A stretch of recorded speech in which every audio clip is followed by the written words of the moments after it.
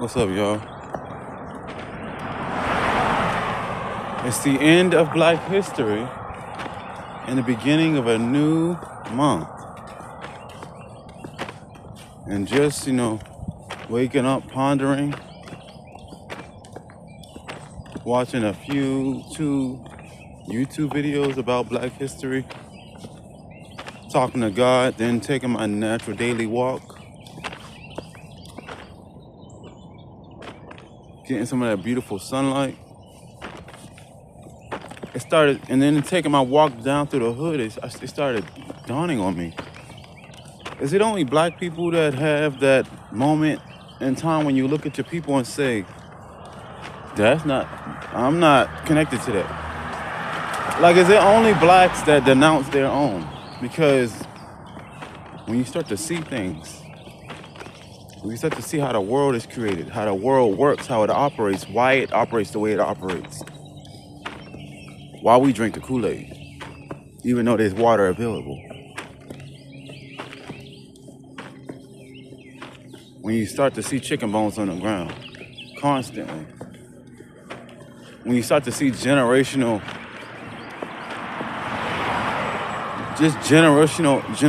havoc, and you can see that it hasn't changed. What is time if we don't change?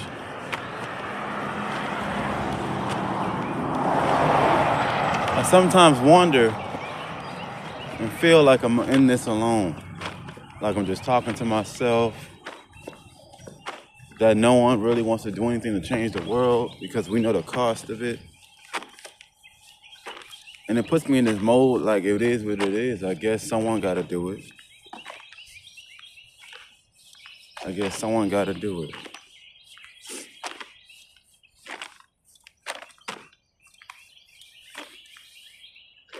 For instance, remember that big tree? Remember that big tree that fell near my neighborhood? The city still hadn't picked that up. They got it over power lines, all that. That's why I said, the young lady had asked me, she said, where do you think this tree from? I said, you don't think that it wasn't orchestrated? The tree don't even look like it broke down. The wind isn't that strong to do it. How did it break and why doesn't no one care?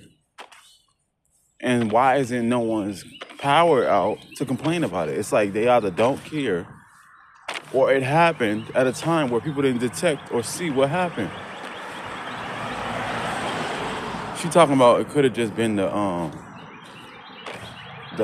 storm. What storm? This happened like 3-4 days ago.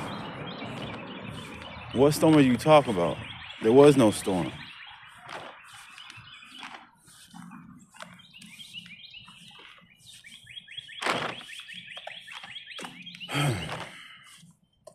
I guess that's what it feels like to grow up. God will place responsibility on you whether you like it or not, to show you that you have to change for the future. It's not about did you have a childhood, did you not have a childhood, did you have fun, did you not have fun. It's not about that. Once you get grown, you got to put on your boots.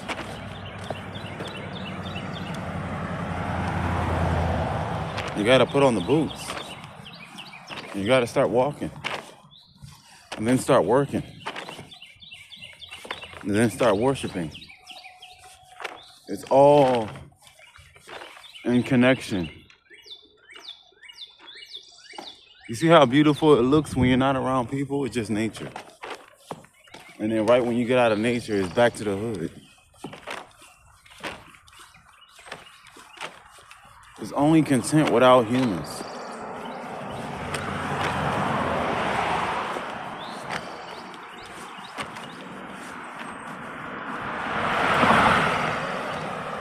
Once you get to a certain point and you realize what life is about, it's not about.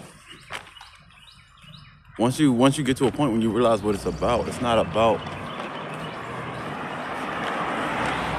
It's not about the hood. It's not about the hillbillies. It's not about the poor. It's about are they content where they're at? Maybe they like being poor. Maybe they're content with it. They built a sense of peace with it, and they don't know how to ask themselves, is there better? Because many people don't have no better. That's the whole point. Many people will never succeed. Many people will never succeed. Many people will never succeed And then some people will. And then those that won't will look at them crazy because they decided to crack the code and find out how to succeed. There are many people on the planet, 85% at least, that will become nothing. They will become nothing. That will become nothing. And they will only care about being nothing when someone else becomes something. That's what you call complacency. People don't care about being nothing until they see some things become something. Or people don't, I want to say people don't care about nothing until they see a nothing become something, but the nothing that was something was always a something. People don't care about being nothing until they see something else become something. Then they want to regret their whole life and say, I could have did, but you could have did it anyway.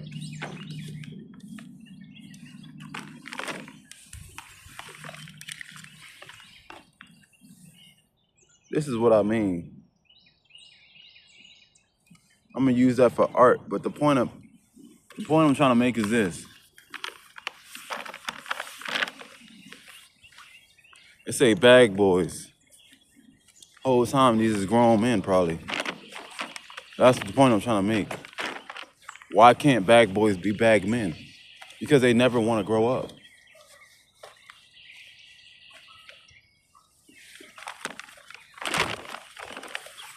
They never want to grow up. Even this one, another one. This is God's sign.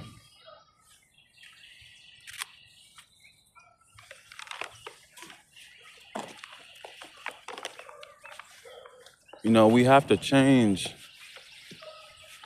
We got to change whether we like it or not.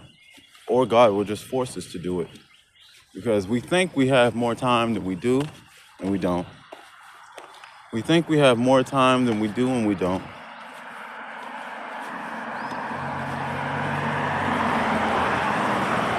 The one thing I can say about God and isolation is that he forces you to see what is real. He forces you to see the truth of the matter, whether you like it or not. Whether you like it or not, he forces you to see the truth.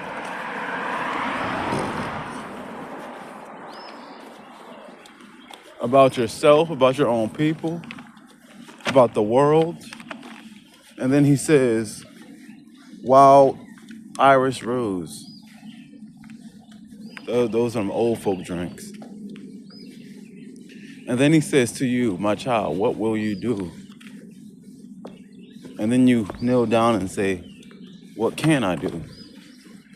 And then he'll tell you what gifts you have to change, what gifts you have to alter the reality. You know what I'm saying? Because many of us can do, but we don't have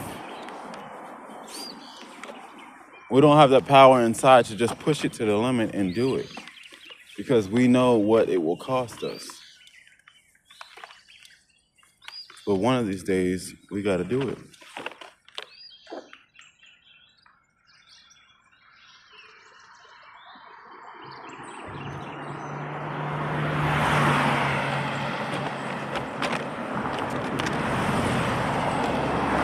One of these days, we got to do it. So this goes out to all the melanateds on the planet. If you want to change it now.